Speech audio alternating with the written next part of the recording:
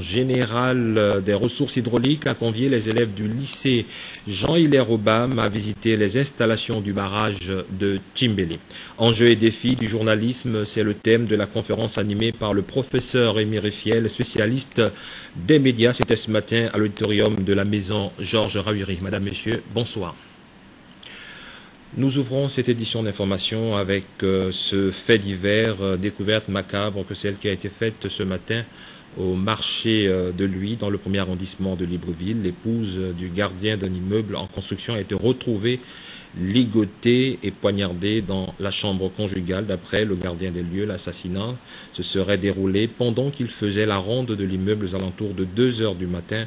À cause de la forte averse de pluie, il n'a rien entendu et rien vu. Les assassins de son épouse de nationalité burkinabé. Les agents de la police judiciaire se sont rendus sur les lieux. Nous y reviendrons avec force et détails dans nos prochaines éditions d'information.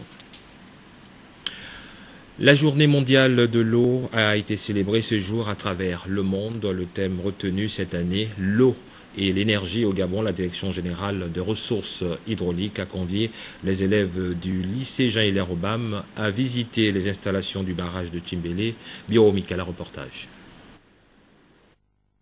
À l'instar de la communauté internationale, le Gabon célèbre la journée mondiale de l'eau fixée le 22 mars de chaque année. Au niveau international, le thème qui sous-tend cet événement est l'eau et l'énergie. Quant au niveau national, le thème retenu s'intitule « L'eau, source d'énergie pour le développement économique et social ». C'est pourquoi les jeunes ont été invités à visiter le barrage de Tchimbélé au fin de susciter des vocations au métier de l'eau et d'énergie. En tout cas, ils ont été édifiés sur tout ce qui concerne le barrage et son utilité. L'aménagement de Tchimbélé est constitué d'un barrage qui est une retenue d'eau.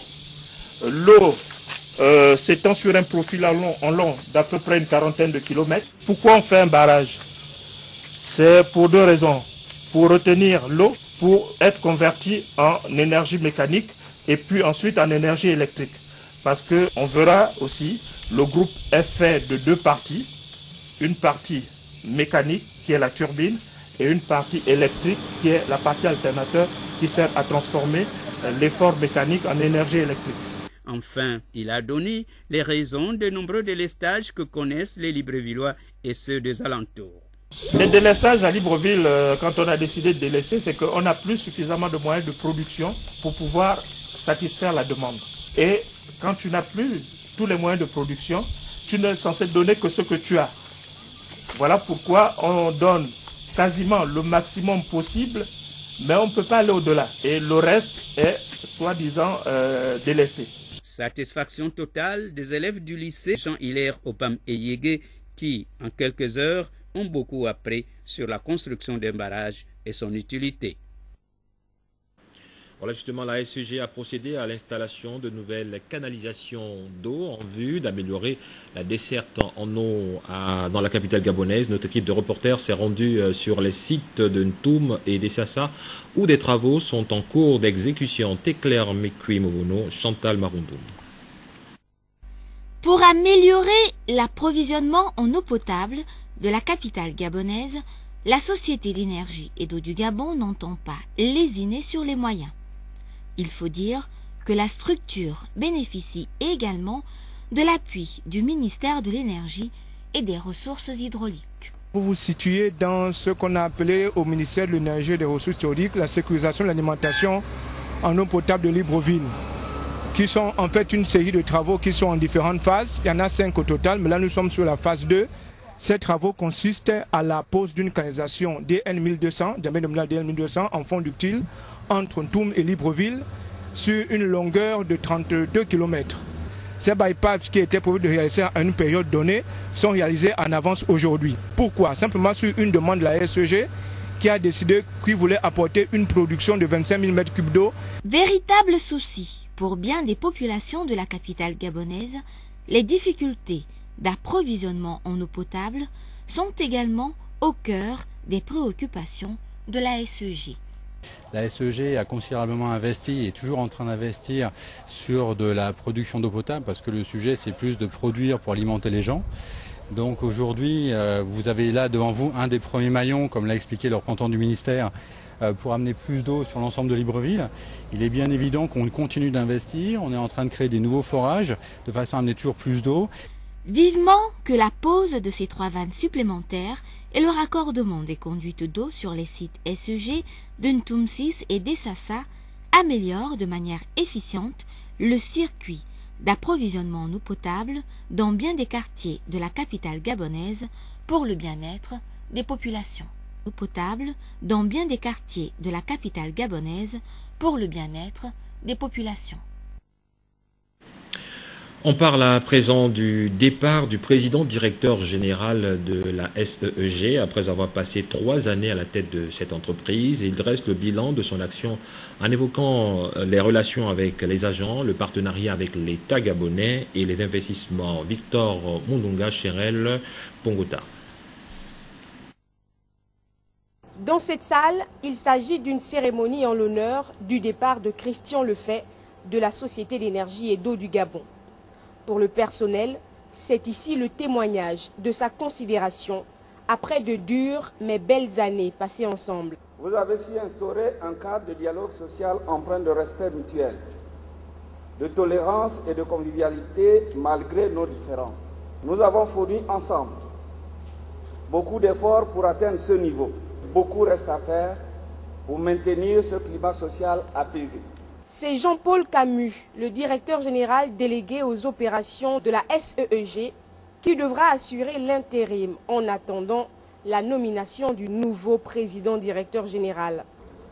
De ce passage, nous retiendrons notamment l'opiniâtreté dont il a toujours su faire preuve dans la remobilisation de l'ensemble de nos compétences, qui nous a permis notamment de construire un nouveau projet d'entreprise fédérateur, porteur de sens et de cohérence, que nous avons baptisé « Je m'engage ». Si le moment du départ, c'est l'émotion, c'est aussi le moment du bilan, a rappelé Christian Lefay, qui est longuement revenu sur les investissements réalisés et ceux en cours. De nombreux événements ont marqué mes activités au quotidien.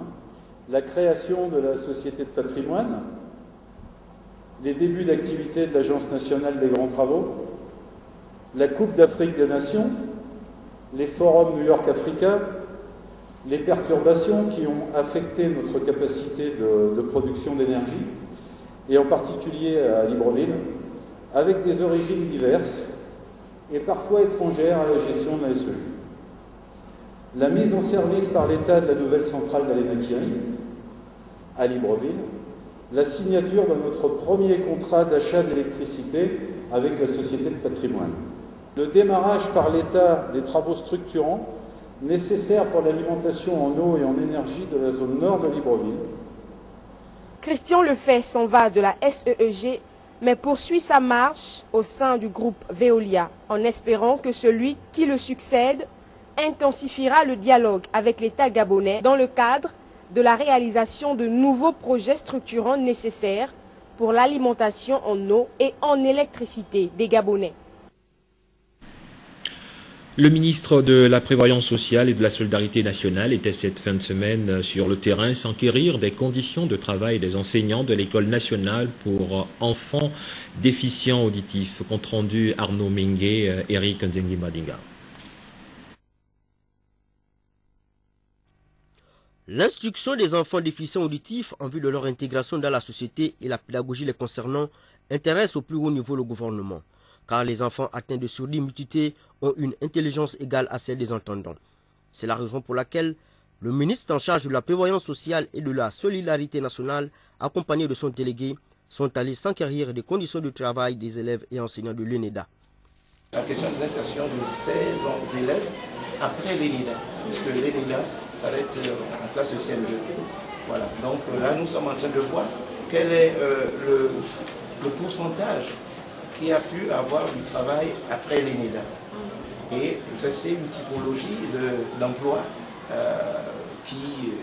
dans lesquels ils sont. Ensuite, les membres du gouvernement ont visité les locaux de l'ENEDA occupés par les personnes handicapées qui jadis habitaient en l'ancienne maison du parti. La discussion était franche et cordiale. Je sais qu'il vous a été rapporté que nous sommes des squatteurs si c'est le cas des autres, ce n'est pas notre cas. Notre cas, nous sommes les dégarpis de la maison, de l'ancienne maison du parti. Ça m'a été dit aussi. Je vous rassure, c'est le ministre Maïla qui est encore vivant, qui a été appelé depuis les États-Unis parce que nous avons envoyé les images dans les mails partout. Alors c'est à 23 h qu'il a dépêché son directeur de cabinet pour venir nous laisser ici. Bon, il était question que nous fassions les 3 mois de vacances. La condition était de partir d'ici pour une habitation définitive. Vous êtes des Gabonais à part entière, donc ne vous faites pas de soucis par rapport à ça. Simplement, toute œuvre humaine met parfois un peu de temps, mais nous allons faire du mieux que nous pourrons pour faire les priorités. Et au jour d'aujourd'hui, nous sommes en train de faire le tour des lieux où les personnes vivant avec un handicap sont logées dans des conditions qui ne sont pas acceptables en tant que compatriotes, non pas en tant que ministre des Affaires sociales. En tant que compatriote, ce n'est pas acceptable. Les 2 responsables du ministère de la Prévoyance sociale et de la Solidarité nationale prennent encore leur marque. Elles iront en reconnaissance dans les autres structures qui relèvent de leur département. Elles n'y vont pas en messie, mais en prophétesse du pacte social cher au président Ali Bongo Ondimba. Un séminaire de formation sur les règles d'origine et le contentieux douanier a été organisé récemment à Pointe-Noire au Congo. C'est en tant qu'expert formateur de l'Union européenne que le directeur général des douanes gabonaises a animé cette formation. Compte rendu, Jerry Bogo Bivigou sur des images amateurs. Renforcer les capacités des douaniers congolais pour être en phase avec les procédures des contentieux au centre de cette formation. Durant 5 jours, les objectifs étaient bien établis. Le choix du thème de ce séminaire reflète la volonté de la Direction générale des douanes et des droits indirects de la République du Congo de renforcer les capacités des agents douaniers pour être en phase avec les règles du commerce international. C'est en tant qu'expert formateur de l'Union européenne que le directeur général des douanes gabonaises a été invité pour animer cette formation. Je tiens à saluer la présence parmi nous de M. Michel Odinga Ngwengwe, expert de l'Union européenne, qui animera ce séminaire. M. Michel, c'est un habitué des services de douane. Il fallait passer au peigne fin l'espèce et l'origine des marchandises pour évaluer la procédure à suivre dans un contentieux. Au final, les participants qui ont reçu leur attestation n'ont pas manqué de saluer l'expertise du formateur. Il y a eu un plus en nous. Le formateur a été tellement formidable. Il est resté sur l'origine de la marchandise. L'origine d'où la marchandise a été fabriquée. Après vient l'espèce. Parce qu'on ne dissocie pas. Vient l'espèce et suit la valeur qui est là pour la création de la marchandise. En plus, nous sommes remontés au contentieux. Alors on ne connaît pas tout. On se complétait, que ce soit le formateur, que ce soit nous. Lequel formateur s'est réjoui de tant d'estime. Les mots du représentant du directeur de Quilou m'ont donné un peu plus de chaleur.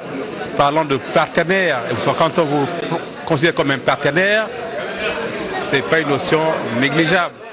Cette formation, qui a concerné toute la chaîne douanière congolaise, était un plus pour leur carrière.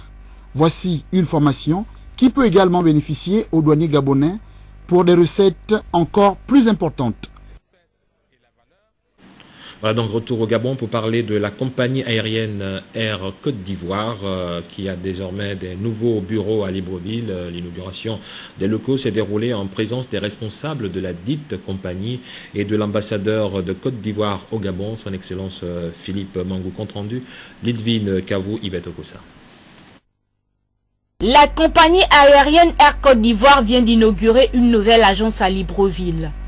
Un acte qui cadre avec l'ambition de la compagnie qui se veut un leader et une référence dans son domaine en Afrique au sud du Sahara. Le 7 novembre 2012, Air Côte d'Ivoire démarrait ses activités avec son vol inaugural sur Libreville où vous lui avez réservé un accueil des plus chaleureux.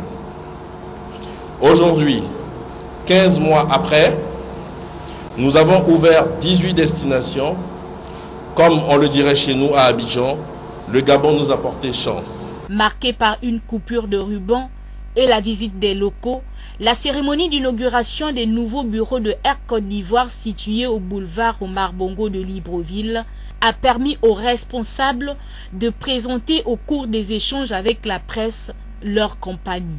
Avec 14 vols par semaine, c'est la deuxième plateforme de notre réseau, donc une plateforme extrêmement importante. Et il est normal qu'à une plateforme la plus importante en dehors du pays où vous êtes, vous faites des investissements et puis vous contrôlez vos ventes et vous poussez vos ventes à travers un bureau en Europe. En 12 mois d'existence, la compagnie a réalisé un bilan positif. L'excellence des relations politiques et culturelles entre le Gabon et la Côte d'Ivoire ainsi que la situation géographique du Gabon sont entre autres les raisons du déploiement de Air Côte d'Ivoire au Gabon. En ce jour, nous comptons près de 5 000 Ivoiriens. Vous le savez aussi, votre pays est un pays de paix, un pays hospitalier qui accueille pas mal de frères africains ici. Donc tout ce monde bouge et pour bouger, ils utilisent l'avion. Mais en plus, et c'est la grande découverte que j'ai faite au niveau de l'ambassade, sur le plan matrimonial, on compte beaucoup de mariages ivoiriens, gabonais, ivoiriens. 10 personnes assurent le fonctionnement des nouveaux bureaux de Air Côte d'Ivoire à Libreville. En 12 mois d'activité, ce sont près de 253 000 passagers transportés par Air Côte d'Ivoire pour une flotte de 4 avions. Pour 2014, la société ambitionne d'atteindre 65 milliards de francs CFA contre 25 milliards l'année écoulée. Pour sa part, la compagnie aérienne Afrique Aviation vient de procéder au lancement de ses nouvelles dessertes. L'annonce a été faite au cours d'un cocktail animé par le directeur général de cette compagnie. Les précisions dans ce reportage de Elvire Tali de Victor Mononga. L'aviation étend davantage ses ailes. L'annonce a été faite au cours d'un cocktail qui a vu la présence des responsables de la dite compagnie, leurs agents et leurs différents partenaires. Désormais, 2 nouvelles lignes sont disponibles pour sa clientèle. Il s'agit du trafic Libreville-Sao Tomé et Principe à raison de 3 vols par semaine et celui reliant Libreville-Yaoundé à raison de 4 vols par semaine. Ces vols devraient débuter pour la ligne Libreville-Sao Tomé et Principe dès le 2 avril et le 8 avril pour l'autre desserte. Le lancement de ces nouvelles dessertes s'explique par la forte demande sur le marché. Nous estimons qu'il est mieux de commencer la croissance à côté avant d'aller plus loin. Aujourd'hui, Sao Tomé a un fort potentiel touristique et il y a une forte demande au départ du Gabon pour Sao Tomé. Pour ce qui concerne Yaoundé, c'est pareil. Il y a plutôt une forte demande au niveau des institutions telles que la BEAC, la CEAC pour des vols directs sur Yaoundé. Aujourd'hui, les passagers sont obligés de descendre à Douala et de continuer à Yaoundé en bus.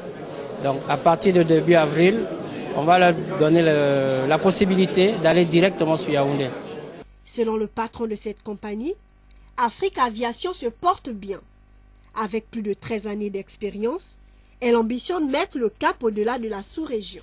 Grâce à une flotte non négligeable, sur le plan national, Afrique Aviation dessert les villes de Port-Gentil, Franceville, Mwanda et Gamba.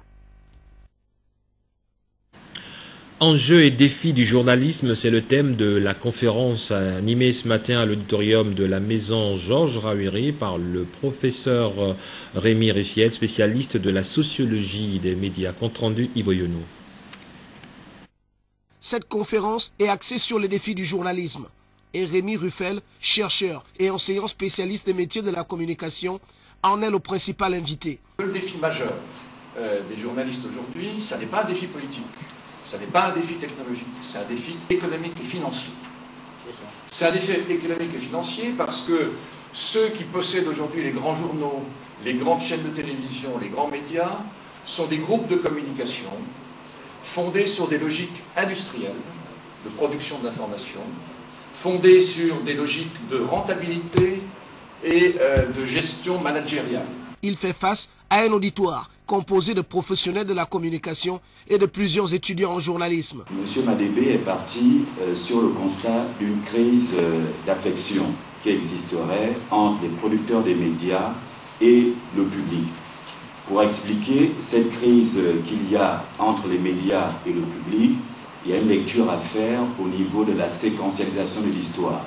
Elle est à lire avec d'un côté le règne du monopartisme qui a concerné notre pays, mais également le pluralisme qui est né, comme nous le savons tous, dans les années 90. Sur la base de plusieurs études réalisées au Gabon par M. Madébé, se rapportant aux relations médias et publics, un échange franc a eu lieu avec l'auditoire, qui était composé des responsables de Gabon Télévision. Je voudrais vous dire la disponibilité de Gabon Télévision à pouvoir vraiment s'ouvrir à l'université pour favoriser ces échanges, parce que j'ai écouté les deux intervenants tout à l'heure. Ils ont abondamment évoqué les études de terrain. Donc c'est important pour les étudiants qu'ils soient confrontés à cette réalité de terrain, au-delà des enseignements théoriques qu'ils reçoivent à l'université. Moment d'échange précieux et utile, les communicateurs, journalistes et producteurs ont mis ce rendez-vous à profit pour mieux s'informer et échanger sur les préoccupations liées à leurs formations respectives. L'ambassade d'Italie au Gabon lance une campagne d'octroi de bourses d'études aux élèves des classes de terminale, une opération qui s'inscrit dans le cadre des relations de coopération bilatérale qui existent entre le Gabon et l'Italie. Compte rendu Jean de Dieu Mamboundou, Armel Baoulé. L'ambassade d'Italie aux côtés des et du terminal donner la possibilité aux écoles italiennes tout en bénéficiant des bourses d'études de coopération établies entre le Gabon et l'Italie que le chargé d'affaires culturelles de l'ambassade d'Italie à Libreville a tenu à parcourir l'ensemble des salles de classe du lycée privé Awassi afin de rencontrer au cours de ces échanges fructueux ces élèves pleins d'enthousiasme à la seule idée de poursuivre leurs études à l'étranger. Il s'agit d'une rencontre que nous venons de terminer et dans laquelle nous avons eu la possibilité de discuter un peu, d'aborder les sujets de la formation universitaire italienne. Cela signifie que nous essayons de donner une offre aux étudiants gabonais qui souhaitent s'inscrire aux universités italiennes. Et si le désir d'apprendre à l'étranger est plus fort, ce qui est censé intéresser les élèves pour le moment, ce sont les conditions d'octroi des bourses italiennes. Ce qui concerne la prescription, il faut seulement se rendre auprès de l'ambassade d'Italie. Et là-bas, les étudiants pourront recevoir tout renseignement à ce sujet. Il est évident que pour s'inscrire aux universités italiennes, il faut qu'il y ait une connaissance préalable de la langue italienne, laquelle pourra être obtenue aussi sur le Gabon, en suivant un cours ayant une durée de 6 mois, suite auquel on pourra être envoyé auprès des universités italiennes en suivant la procédure qui a été faite par l'ambassade d'Italie auprès de n'importe quelle université italienne. Le lycée privé Awassi, l'un des établissements secondaires partenaires à ce vaste programme linguistique, donne l'opportunité aux futurs candidats au baccalauréat de maîtriser les différentes langues étrangères au préparatoire du baccalauréat national et du bac français. Awassi bénéficie de 2 programmes. Nous avons le programme gabonais. Et évidemment, nous présentons les candidats BPC comme au bac, qui sont des examens d'État. Mais nous avons aussi, on sait qui suit exclusivement le programme français. Qui vont obtenir le bac cette année pourront bénéficier des bourses en destination d'Italie. Au sein du lycée privé à Awassi, il y a un accent particulier que l'on met sur les langues. Au-delà de la langue française, anglaise, espagnole, nous avons aussi la langue italienne, parce que l'ambassade d'Italie est un partenaire sérieux pour l'établissement. La langue italienne aujourd'hui, un passeport nécessaire pour apprendre à l'étranger. Le centre de propriété industrielle du Gabon et Promo Gabon se mettent en synergie pour intensifier leurs activités. C'était à la faveur d'une signature de partenariat. Les précisions dans ce reportage de Léa Bifan et Jean-Pierre Moussami. L'union est scellée entre le Centre de propriété industrielle du Gabon et Promo Gabon. Cette signature d'accord se fixe l'objectif d'apporter une plus-value aux missions assignées aux deux entités. L'action de ce jour est guidée par la recherche d'une synergie de performance entre les différentes administrations. Car les petites et moyennes entreprises constituent pour nous une cible privilégiée. En ce sens, qu'il importe de sensibiliser les opérateurs économiques sur la propriété industrielle et la nécessité de protéger les titres que sont marques, dessins et modèles industriels, non commerciaux, brevets d'invention, éléments qui dérivent de la création d'une entreprise. L'objectif visé étant la modération de l'environnement des affaires en République gabonaise. Ce partenariat permettra ainsi à Promo Gabon d'intégrer le volet propriété industrielle dans ses différentes actions. Ce partenariat, bien sûr, rentre dans le cadre de la nécessaire synergie qui doit exister entre nos administrations respectives pour mener à bien nos missions qui sont complémentaires. Je tiens donc à louer à juste titre l'initiative du CEPIG qui nous permettra désormais de prendre en compte le volet propriété industrielle dans les actions que nous menons quotidiennement en faveur des porteurs de projets. Je puis vous assurer de notre entière disponibilité à œuvrer dans le sens de la réussite de ce partenariat. Le CEPIG trouve ainsi un partenaire de plus dans le suivi de la politique nationale en matière de propriété industrielle. Page politique de cette édition d'information, installation du maire de Ntoum et du président du conseil départemental du Komomanda. L'événement s'est déroulé cette fin de semaine. Précision dans ce reportage, Ivo Yono, Yvette Koussa. À la tête d'une importante délégation constituée de hiérarques, notables, élus et autres personnalités impliquées dans le développement du Komomanda, le gouverneur Jacques Denis Tsanga et Juste Parfait Biyogo, le maire de la commune de Ntoum, sont allés officiellement installer les maires des 1er, 2e et 3e arrondissements. Votre tâche doit être accomplie avec beaucoup de sérieux, beaucoup d'exigence, beaucoup d'honnêteté, beaucoup d'humilité. Et faites que dans les actions que vous avez à poser, que vous recueilliez le maximum d'adhésion et que tout ce que vous faites, que les populations se reconnaissent là-dedans. Au 1er arrondissement, la salle polyvalente, avec l'installation d'Achebe Kale, Serge Tali et Raphaël Nkomba. Au 2e, Ayem Plaine, Ntoutoum Gemakalis, Joseph-Marie Ntoutoumvi, Julien aussi. Et au 3e arrondissement, à Bikele, Paulin Michael Mbabiyor, Maria Mougoula et Jeannette Okombiyor. Toutes ces installations ont eu le mérite de fixer les populations sur les prétentions et plans d'action de leur nouveau maire. Aussi, monsieur le gouverneur, je voudrais vous demander d'être notre fidèle interprète auprès des plus hautes autorités de la République, en tête desquelles le président de la République, son Excellence Ali Bongo Ondimba, pour avoir bien voulu reconfigurer cette commune. Au nom des populations de Ntoum, le maire de la commune, Juste Parfait Biyogué, a remercié l'administration centrale incarnée au plus haut niveau par le chef de l'État. La commune de Ntoum, il y a 1 an ou 2 ans, n'était pas celle d'aujourd'hui. Aujourd'hui, elle devient une commune constituée de 3 arrondissements. Tout est bien et qui finissait bien. Le gouverneur a promis transmettre les préoccupations des nouveaux maires de Ntoum acquis de droit, afin que très rapidement, ces derniers soient opérationnels pleinement dans leurs fonctions. Des passerelles pour piétons ont été réalisées au 2e siège du 4e arrondissement de Libreville. L'œuvre est de l'élu de cette circonscription politique, Jules Marius Ogwebanja. Constat, Jean-Pierre Moussouami, Jean-Augustin Zendi. C'est désormais un ouf de soulagement pour les populations de Nombakele et de Tarobar Pavé, qui avaient jusque-là tout le mal du monde pour allier une zone à une autre au regard de la multitude des passages d'eau qui se trouvent dans ces quartiers situés dans le 2e siège du 4e arrondissement. Répondant aux sollicitations des populations de sa circonscription politique, l'honorable député vient d'inaugurer des passerelles pour permettre plus de mobilité et sans trop de difficultés. Jules Marius Ogwebanja ne s'est pas arrêté là. Il a également fait construire des dos d'âne pour limiter la fougue de certains chauffeurs amoureux de la vitesse. Notre député est venu auprès de nous demander quels sont vos problèmes. Et nous avons dit, honorable, nous avons un souci.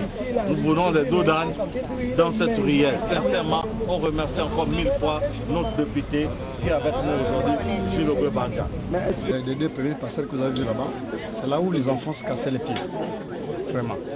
Lorsqu'il y avait les pluies, les populations de Taroba, vraiment, jusqu'à dans cette zone-là où nous sommes très contents de notre député.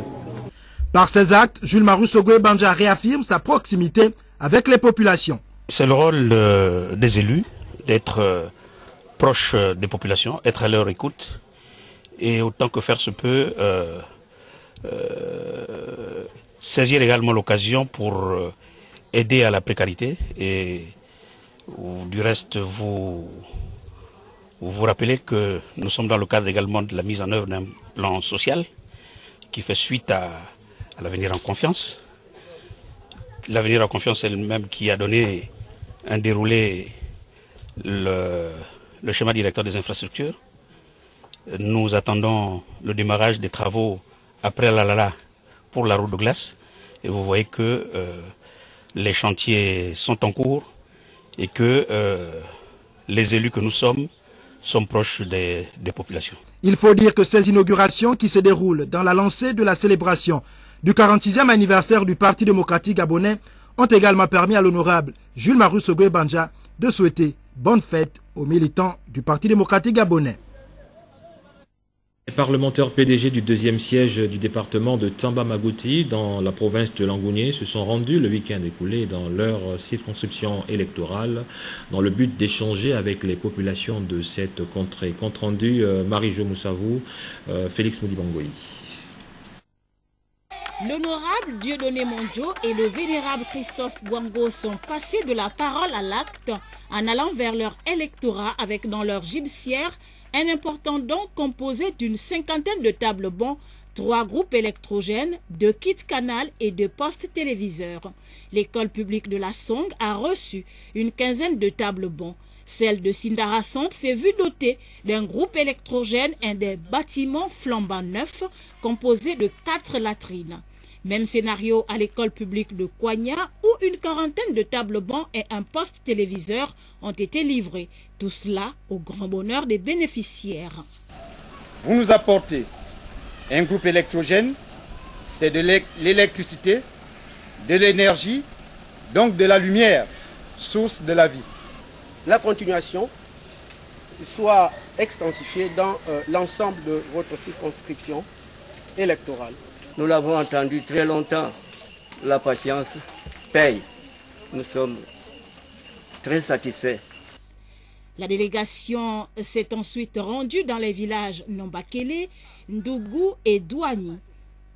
Kit canal, poste téléviseur et un groupe électrogène ont été reçus.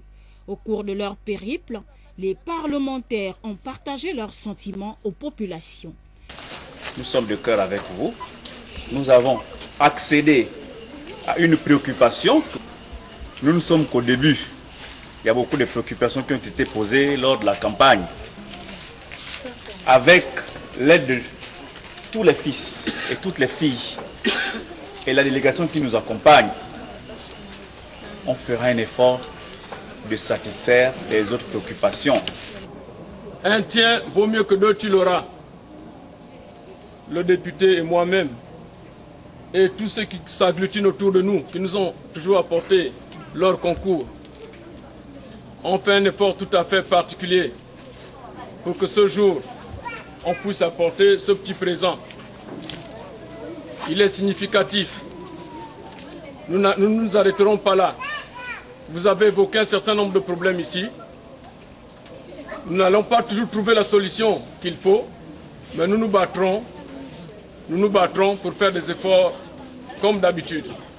Soulignons que, pendant leur excursion villageoise, les parlementaires Dieudonné Mondjo et Christophe Bouango étaient accompagnés des membres du conseil départemental nouvellement élus, ceux du conseil national et du comité central de leur formation politique.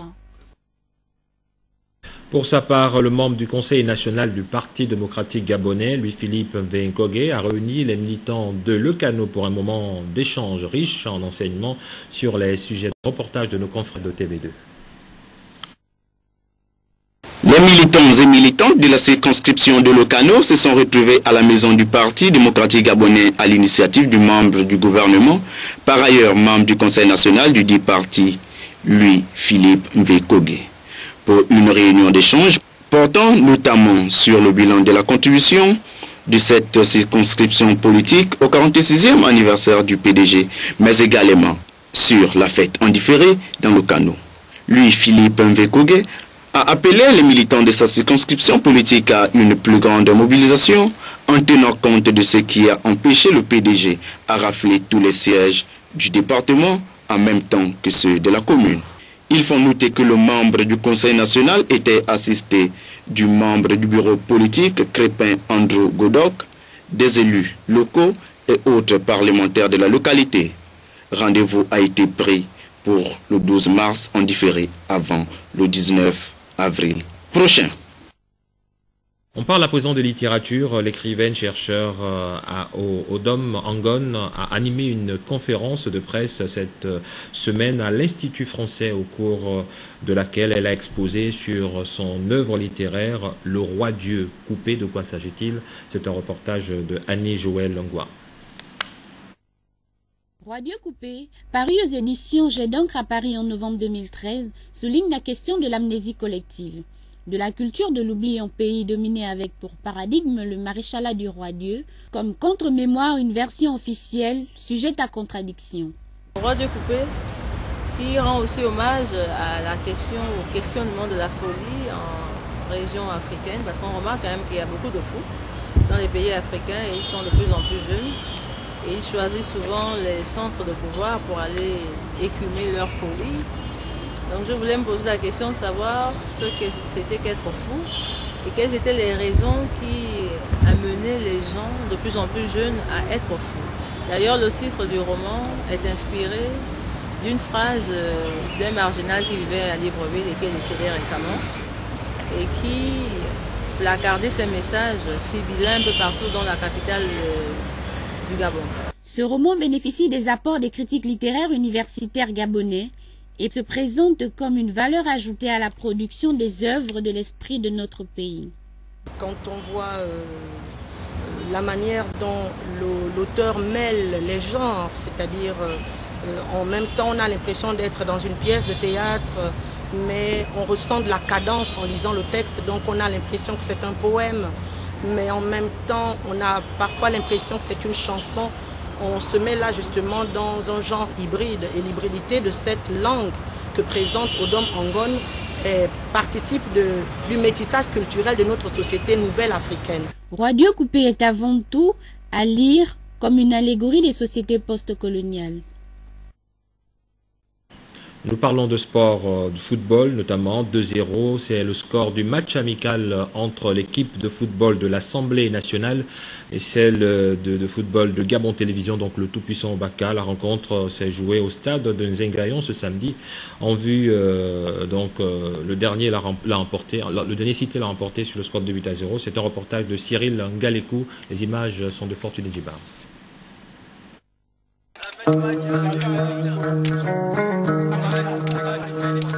Dès l'entrée des deux équipes sur le terrain, celle de l'Assemblée nationale, habillée en jaune en lançant les hostilités de cette rencontre, promet un match d'enfer à celle du tout-puissant Obaka, amené par un Jean-Augustin Zengui en attaque, qui après avoir manœuvré son vis-à-vis est fauché dans la surface de réparation. Le pénalty est malheureusement raté par son coéquipier.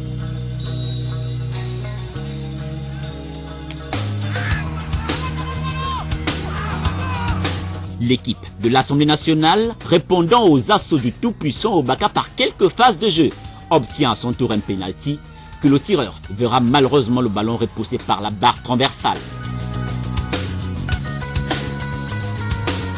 0 but partout à la pause. Dès l'entame de la seconde période, les deux équipes tentent de se neutraliser au milieu de terrain avec les phases de jeu comparables aux équipes telles le FC Barcelone ou le Paris Saint-Germain. Ayant pris le dessus sur les défenseurs de l'équipe de la Maison du Peuple, Celle de la maison Georges Rawiri obtiendra un but à la 25e minute de jeu par son dossard 7. Doudou, plus connu sur les antennes de Gabon Télévision par ses aventures, viendra sceller le sort de l'équipe de l'Assemblée nationale à la 80e minute de jeu. Mon équipe est à l'étape embryonnaire. J'ai demandé ce match contre le tout-puissant Obaka pour tester le niveau réel de mes joueurs. Et je pars de là satisfait parce que les joueurs ont montré à suffisance qu'au fil et à mesure que les jours passent, on formera une bonne équipe. Je suis content de mes joueurs, ils ont respecté les consignes, bien que par moment il a fallu les replacer. Mais je suis tout à fait satisfait de la prouesse et de la forme qu'ils ont affichée.